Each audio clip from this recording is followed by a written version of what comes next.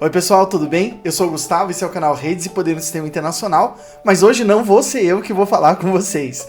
Hoje quem vai estar aqui conosco é o Fernando Bareta Moraes, o nosso analista de dados, enfim, que vai conversar um pouco com vocês, ele que também é internacionalista, sobre a situação da guerra na Ucrânia, a tentativa, né, de várias organizações de estar lá no terreno, organizações internacionais, instituições internacionais, enfim, e também de como que a gente consegue observar os objetivos de desenvolvimento sustentável diante dessa situação. É um papo bem legal e a gente conta com vocês aí nos comentários para falar o que vocês acharam da participação do Fernando aqui. Até mais! Olá pessoal, tudo bem? Meu nome é Fernando, eu participo do canal Redes e Poder no Sistema Internacional e hoje eu vou estar falando um pouquinho sobre o que está acontecendo na Ucrânia, um pouco da geopolítica envolvida, um pouco dos direitos humanos, do direito humanitário e um pouco de como as instituições estão agindo nesse sentido. Bom, com relação à parte geopolítica, eu seria um pouco breve, eu acho que o Gustavo já abordou muito bem essa questão, então a única coisa que eu vou falar é mais com relação a um histórico a partir da Guerra Fria. Então, durante os anos da Guerra Fria, teve um diplomata chamado George Kennan, que foi um diplomata dos Estados Unidos, que foi enviado à União Soviética e ele fez um telegrama enviado aos Estados Unidos contando como que funcionava a União Soviética internamente, como que e quais ações os Estados Unidos deveriam tomar com relação à União Soviética. Esse telegrama ele foi conhecido como o Grande Telegrama, devido à sua extensão, e a estratégia que surgiu a partir dele é chamada de estratégia de contenção. Os nomes não são muito criativos, mas é o que temos para hoje. Bom, essa estratégia ela norteia a criação da OTAN e de outras duas organizações internacionais, que são a SEATO e a CENTO. A SEATO, eu vou pegar aqui na minha colinha, que eu acho que fica um pouco mais fácil, ela significa Southeast Asia Treaty Organization. Traduzindo, é a organização do Tratado do Sudeste Asiático. Os membros dela eram a França, Austrália, Nova Zelândia, Paquistão, Filipinas, Tailândia, Reino Unido e Estados Unidos. A ideia da criação dessas organizações é justamente circunscrever a União Soviética, impedir com que ela se avance a sua influência para outras áreas, que ela tenha acesso a outros recursos. Então, é claro, essas teorias elas se baseiam em outras mais antigas, como a do Mackinder, que já foi dita aqui no canal, como a do Speakman, né? Então, eu só estou trazendo mesmo de uma maneira bem resumida para não jogar informações ao vento, né? Além da SEATO, foi criada a CENTO. A CENTO é Central Treaty... Não. É Central Treaty Organization, confundi aqui um pouquinho. Mas é a organização central, então justamente ela é central por quê? Porque ela está entre a OTAN e a SEATO. Ela fica bem aqui, bem aqui no meu rosto, pegando a região do Oriente Médio. Então, os membros dessa organização são os Estados Unidos, Reino Unido, Iraque, Irã, Paquistão e Turquia. Bom, tendo isso em mente, né, a ideia era sufocar ali a União Soviética, impedir o avanço dela, impedir o avanço da influência e o acesso a recursos estratégicos. Pulando agora muitos e vários anos, vamos falar um pouquinho de 2014. Em 2014 teve o evento chamado Euromaidan, na Ucrânia, que foi, digamos, um divisor de águas, de certa maneira, porque isso que eu vou falar, na verdade, traz uma certa discordância, né? Tem gente que concorda, tem gente que discorda, mas do meu ponto de vista, dá para se afirmar que nesse período houve sim uma revolução colorida na Ucrânia, onde, né, teve a troca de regime, teve a ascensão de diversos grupos, né? E um breve resuminho, bem resumido mesmo, de o que seria uma revolução colorida. Uma revolução colorida seria quando um Estado tem interesse em outro e não quer influenciar de maneira militar esse Estado, não quer então partir para a guerra, ele, pela diplomacia, pela economia, né, pelo soft power, não consegue influenciar esse Estado a a fazer qualquer tipo de mudança. Então, o que ele faz? Ele pega e financia grupos de interesse, financia mídias, financia ONGs, grupos estudantis e grupos extremistas, inclusive, para que haja essa mudança de governo. Bom, na Ucrânia, a tentativa pacífica, então só com os protestos, com os grupos estudantis e com os grupos de interesse não foi possível.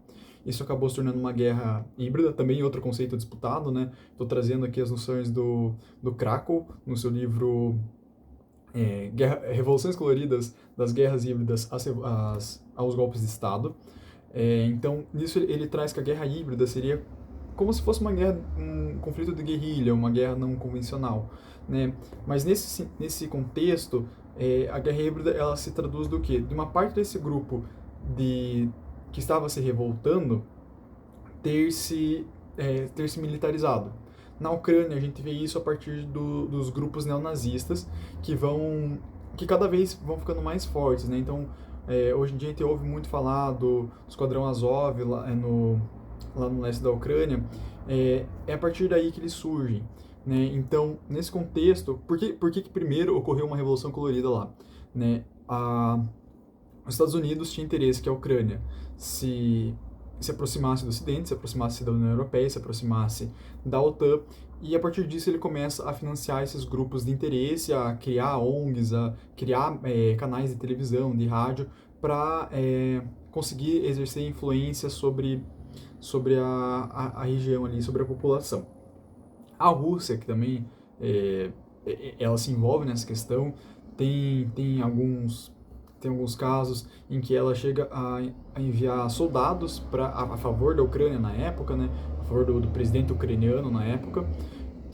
Só que esses soldados, na verdade, eles agem exatamente como exterminadores, né? Eles são soldados franco-atiradores e estão executando os rebeldes ali, né? As pessoas que estão protestando na rua.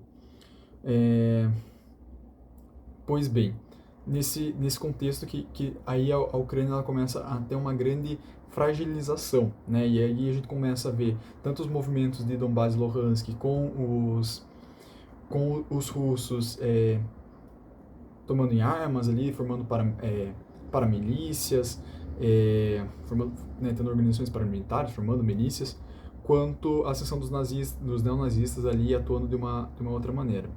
Por que 2014 é tão importante? Porque Putin, discursivamente, usa isso como justificativa.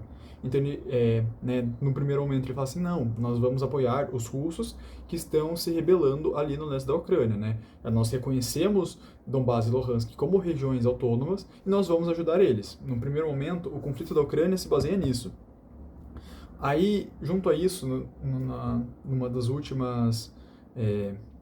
não necessariamente a última cronologicamente falando, mas um dos últimos discursos que eu assisti, ele estava utilizando de justificativa a existência de neonazistas na Ucrânia. Então, como se ele estivesse lutando contra isso. Agora eu vou pular um pouquinho, falar um pouco de direito humanitário e direitos humanos, que se fala muito de uma crise humanitária, mas não se fala tanto do que é o direito humanitário, do porquê que isso se caracteriza como uma crise humanitária, qual que é a atuação do direito humanitário, qual que é a diferença dos direitos humanos, né? Então eu quero trazer um pouquinho disso associado à noção de paz e guerra. Para isso eu quero falar um pouco do Norberto Bobbio. Ele tem um livro chamado Estado, Governo e Sociedade, onde ele traz a noção de grandes dicotomias. O que seriam isso? Seriam dois conceitos que são opostos, então paz e guerra, justamente. E nesse conceito, então, a guerra, você poderia definir ela seria um conceito forte, você definiria extensivamente como a guerra convencional, guerra não convencional, né? Tem vários aspectos que podem ser atribuídos à guerra, né, de diversas maneiras, então esse seria o conceito forte, mas a paz raramente ela é definida. Paz é tida como uma exceção da guerra. Então, se não está tendo guerra, o mundo está em paz, né? E eu quero trazer isso junto com a noção dos direitos humanos. Por que eu quero fazer isso? Né? Porque eu acredito que ao assimilarmos a ideia da paz com os direitos humanos, a gente cria uma noção de paz positiva. Não a paz como exceção da guerra, não a paz como negação da guerra, mas a paz como uma construção de algo sólido que pode trazer desenvolvimento, né, de uma certa maneira. né? Para isso eu vou me utilizar de um conceito criado no âmbito da ONU, do PNUD mais especificamente, Programa das Nações Unidas para o Desenvolvimento. Esse conceito ele foi criado em 1994, embora haja registros desse uso, do uso desse conceito anteriormente. Em 1994 que ele ganha uma definição clara a partir de um relatório do PNUD, e esse conceito que eu estou referindo, né, sem dizer o que é o conceito de segurança humana. Eu acho esse conceito muito interessante e muito rico, porque, primeiro, ele categoriza de uma maneira bem objetiva quais são os objetos a serem segurados, né, algo que geralmente surge muita discussão no âmbito dos estudos de segurança, tipo, o que é segurança para mim, o que é segurança para o Estado, o que é segurança para a organização, né? Então ele é muito claro nesse sentido. A segurança é para quem? Para o ser humano. E quais os âmbitos em que o ser humano pode ser ameaçado de uma certa maneira? São 7 que ele traz. Eu vou vir aqui para minha colinha mais um segundinho. Bom, ele traz a segurança como segurança econômica, alimentar, sanitária, ambiental, pessoal, comunitária e política. São esses 7 âmbitos que em teoria deveriam abranger toda a vida humana, né? Pois bem, a segurança econômica ela diz respeito ao acesso a um meio de vida, né, um meio de renda que seja digno, né? Então que você consiga sobreviver a partir disso e ter uma certa qualidade de vida. Eu vou ser bem breve aqui para não me alongar muito também. A segurança alimentar ela diz respeito a não só a não passar fome, porque atualmente a gente diz a insegurança alimentar ela é algo mais complexo do que simplesmente ter o acesso ao alimento, né? Claro, isso está incluso o acesso físico e econômico ao alimento. Então a pessoa ela não só tem que ter o acesso fisicamente material ao alimento, poder consumir ele, né? Não só ter os meios, mas não efetivamente conseguir consumir, como eventualmente se ela não produz, ela ter os meios de conseguir esse alimento através do dinheiro, né? De qualquer outra maneira que ela consiga, através de programas governamentais, inclusive. Mas a questão da segurança alimentar não é simplesmente eu pegar farinha e comer ele com gordura. Isso pode matar minha fome no momento, mas a segurança alimentar ela diz respeito a uma nutrição. Então, a pessoa que está comendo farinha com gordura ali, com o que é que seja, ela está numa situação de segurança alimentar. Se ela não consegue variar dessa dieta, ela está nessa situação. É necessário com que ela tenha uma dieta balanceada para que seja, digamos, os recursos mínimos para sobreviver, mas de acordo com uma qualidade de vida decente. Para além disso, tem a questão da segurança sanitária, que é algo que está sendo discutido muito hoje em dia. Teve muita questão da securitização do coronavírus, quando ele começou a se espalhar, né, de fechamento de fronteiras, de medidas de segurança.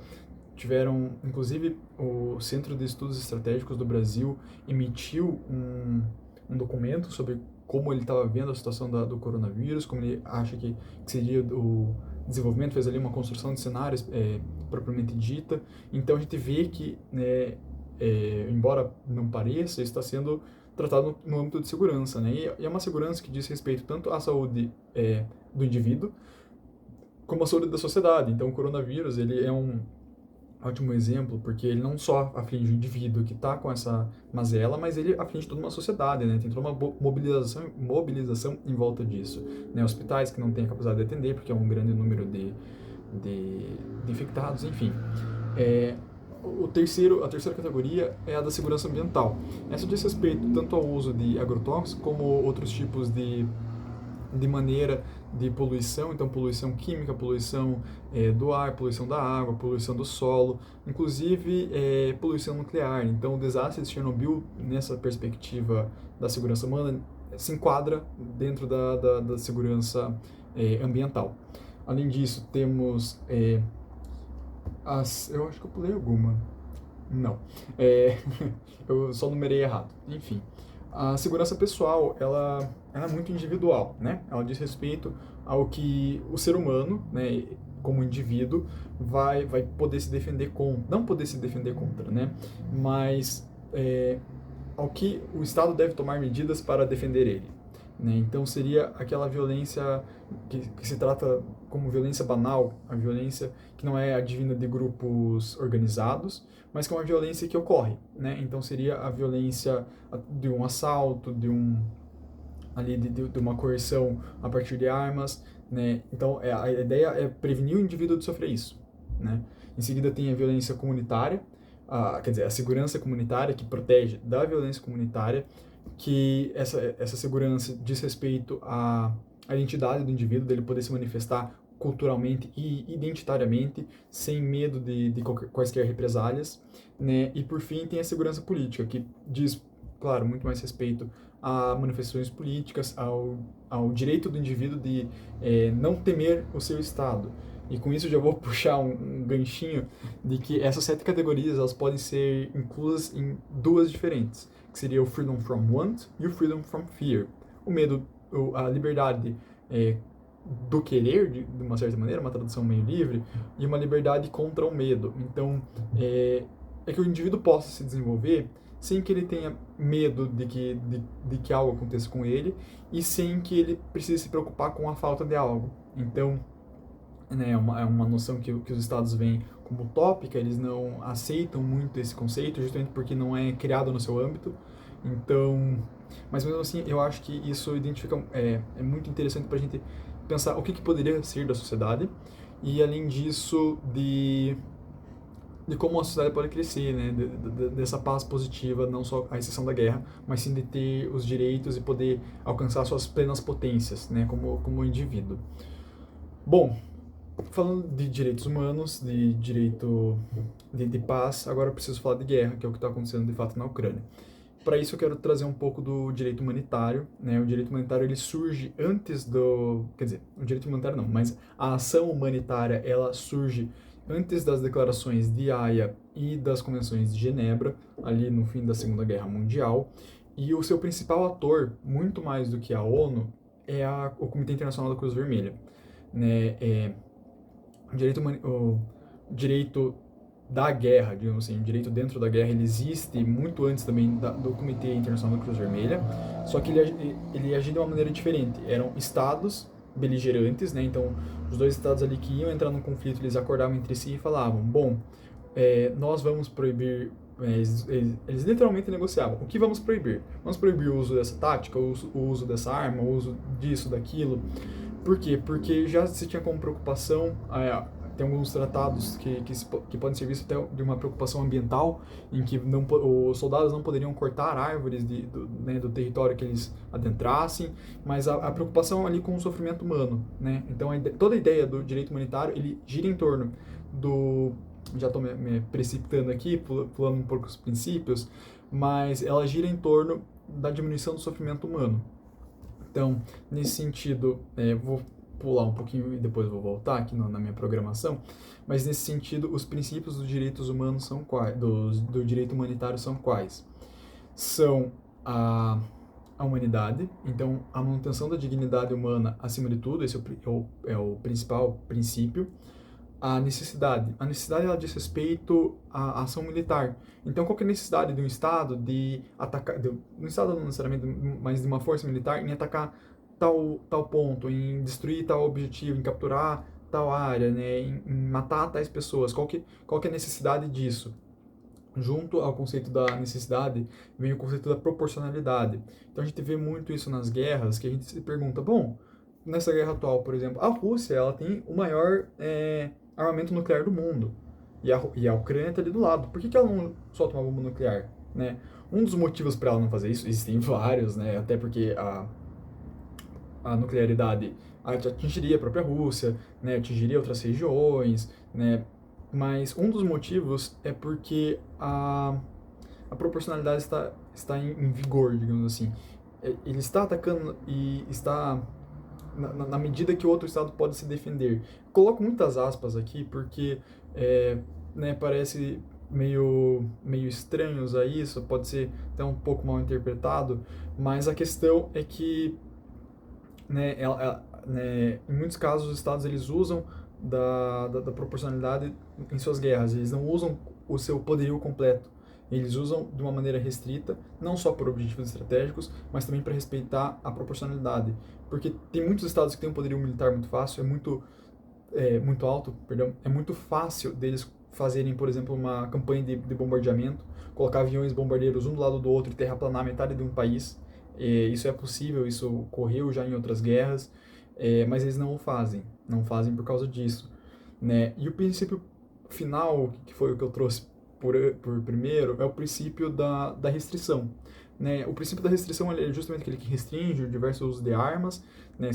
Que a gente vê por aí, não pode usar laser cegante, não pode usar munição que expande, não pode usar um monte de coisa, né? E toda a ideia disso é a restrição do sofrimento humano, é você impedir que o ser humano sofra muito, né, numa guerra. É meio irônico, mas justamente essa eu diria que é a principal distinção do direito humanitário dos direitos humanos. Os direitos humanos, né, eles surgem primariamente em 1945, tem gente que vai falar que surgiu antes, 1920, com a OIT e os direitos econômicos, mas eu vou tratar 1945 por causa da existência da carta da assinatura da Carta das Nações Unidas. E a partir da Carta das Nações Unidas se torna um crime fazer a guerra. Então, né, é uma violação, a única guerra possível é a guerra de defesa, né, não se pode fazer guerras de agressões, guerras de procuração, qualquer outro tipo de guerra que seja enquadrado na Carta de 45, mas o direito humanitário ele lida com a guerra, né? Então ele está falando assim, beleza, pessoas vão morrer, a gente sabe disso, pessoas vão sofrer, a gente sabe disso, é o princípio da guerra, mas vamos tentar fazer isso de uma maneira menos pior. Então, se você vai jogar uma granada ali na pessoa, uma granada de fragmentação, faça com que esses fragmentos sejam de metal, porque assim eles podem ser encontrados no raio-x. Se você fizer fragmentos de plástico, você não consegue encontrar no raio-x. Né? A pessoa sempre vai estar sofrendo com esses fragmentos que vão ficar em seu corpo. Né? Claro, a arma já é terrível, a morte é terrível, a utilização delas é horrenda, mas eles tentam diminuir isso. O direito humanitário ele gira muito em torno da diminuição do sofrimento humano na guerra, né? Essa é a principal motivo de sua existência. E agora, quero me encaminhar já para o fim da minha fala, já falei 20 minutos, já está longo esse vídeo. Eu quero trazer um pouco as instituições internacionais que estão atuando nesse conflito. Vou ser bem pontual, né? Eu acho que uma das principais instituições que está envolvida nesse conflito é a OTAN, né? Ela tá, né?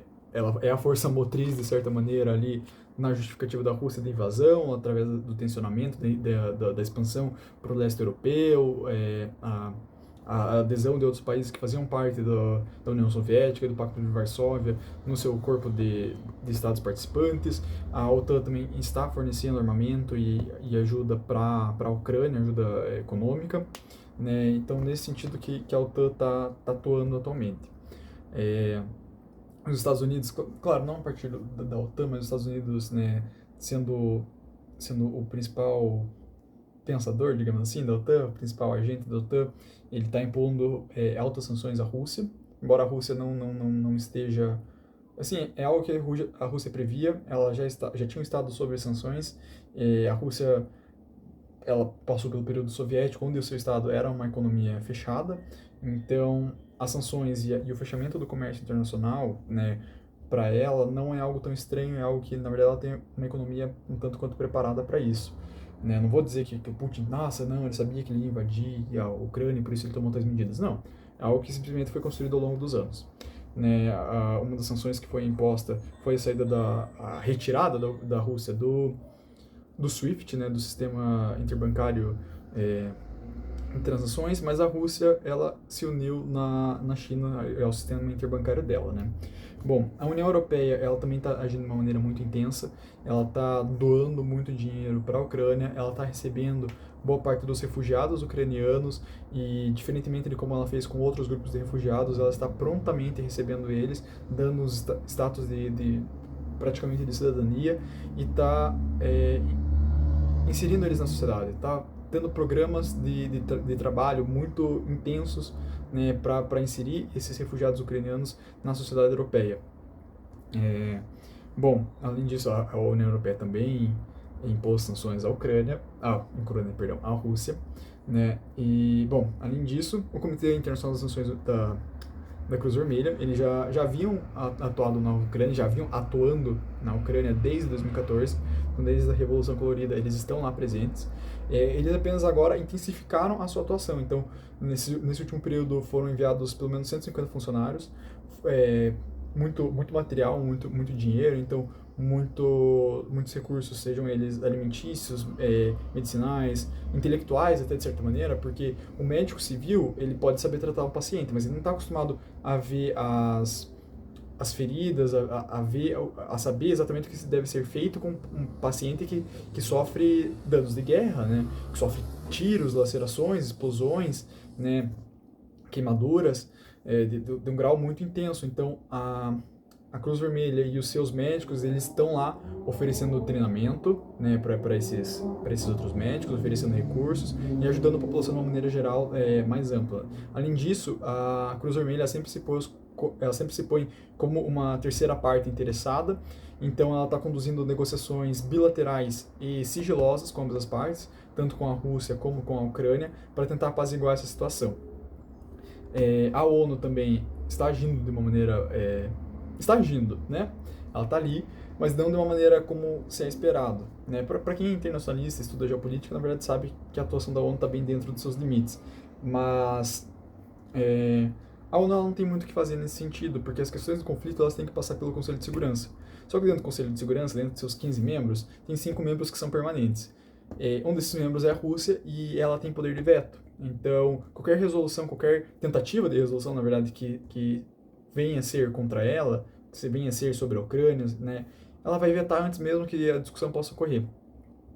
Além disso, foi convocada pelos Estados Unidos e outros países aliados ali uma sessão extraordinária da Assembleia Geral, só que a Assembleia Geral não tem poder para esse tipo de mudança, não cai sob sua responsabilidade, não está sob sua jurisdição. Então, o que foi feito num primeiro momento? Foi basicamente feita uma lista de quais os países que estão se colocando contra a Rússia, né? Os países falaram, tipo, sou contra, sou a favor, me abstenho. Só que qual é o problema disso? Primeiro, não tem nenhum poder efetivo. Segundo, que muitos desses países, quando vier o frigir dos ovos, vão mudar sua posição. Por quê? Porque a Rússia ela é uma grande economia, porque a Rússia possui muitos recursos estratégicos, porque a Rússia tem muita força ainda no sistema internacional. Então a gente pode até ver agora que está havendo negociações entre a Rússia e a União Europeia para a compra de petróleo e gás em rublos, né? Tamanha a dependência da União Europeia dos recursos energéticos russos, né? Essa dependência, na verdade, constitui 45% das suas importações, né? É um valor muito grande. Pensa que inúmeros países ali, quase 30, se não me engano, um pouco mais, um pouco menos, não me falha o número agora, suas economias todas juntas ali, e a sua balança comercial como um bloco unido, 45% das suas importações corresponde a gás e petróleo russo. É um valor muito, muito alto, né? Eu acho que ainda, por fim, essa fala foi preparada para um outro momento, mas eu vou me utilizar um pouco disso. A questão da justiça, né? Como ocorrerá a responsabilização depois da guerra? A gente sabe que existem cortes internacionais, mas será que sua jurisdição é válida nesse caso? Sabemos que, né, tem a Corte, vou citar aqui só duas, tem a CIJ e a TPI, a Corte Internacional de Justiça e o Tribunal Penal Internacional. Qual que é a atuação de cada um? A CIJ, ela julga os estados a partir de suas ações, e a TPI julga as pessoas a partir de suas ações. Qual o problema disso, né, nesse caso? Que, embora sejam emitidas resoluções, emitidas julgamentos, sentenças, a única maneira dessas sentenças serem válidas é se um Estado ele assinou o tratado que dá origem a essa corte, e é isso, basicamente, né? Se ele assina esse tratado, ele está se colocando sob a jurisdição dessa corte, aceitando sua autoridade e dizendo, bom, se você emitir uma sentença, eu vou cumprir, né? Quando um Estado assina esse acordo, é isso que ele faz.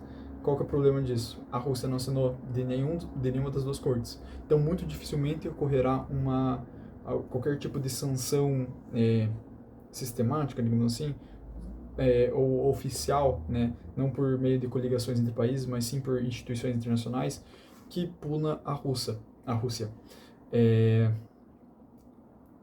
O TPI ele pode julgar as pessoas, né, mesmo que elas não estejam lá, mesmo que elas estejam em outro estado, só que a partir do momento que essa pessoa saia para um estado que reconhece a autoridade do TPI, ela pode ser presa, né? Essa é uma questão que se deve ser atentada e se deve estar ciente. Mas, além disso, são pouquíssimas as ações que podem ser tomadas nesse sentido. Eu acho que, no fim das contas, o que nos resta é esperar o desenvolvimento né, da guerra, do que vai acontecer nos próximos dias, nos próximos meses, não se sabe. E esperar pelo melhor, né? Esperar que o menor número de pessoas morra e que o menor número de pessoas sofra com as consequências, sejam elas quaisquer que sejam. Com esse tom negativo, eu vou encerrar aqui minha fala. Eu vou dizer para deixarem um like caso vocês gostaram, deixar um comentário se vocês querem me ver mais aqui, dando meu dedinho de prosa. E compartilhar, né? Se vocês gostaram, compartilhem, mostrem para as outras pessoas, isso significa bastante pra gente. A gente vive acompanhando as métricas do canal, então ver que vocês gostaram, deram um like no vídeo é super significante pra gente, ver que vocês comentaram, a gente sabe que é um vídeo que gerou um certo engajamento, ver que vocês compartilharam também mostra um interesse muito grande. E é isso, pessoal, acho que por hoje chega de Fernando, e até a próxima!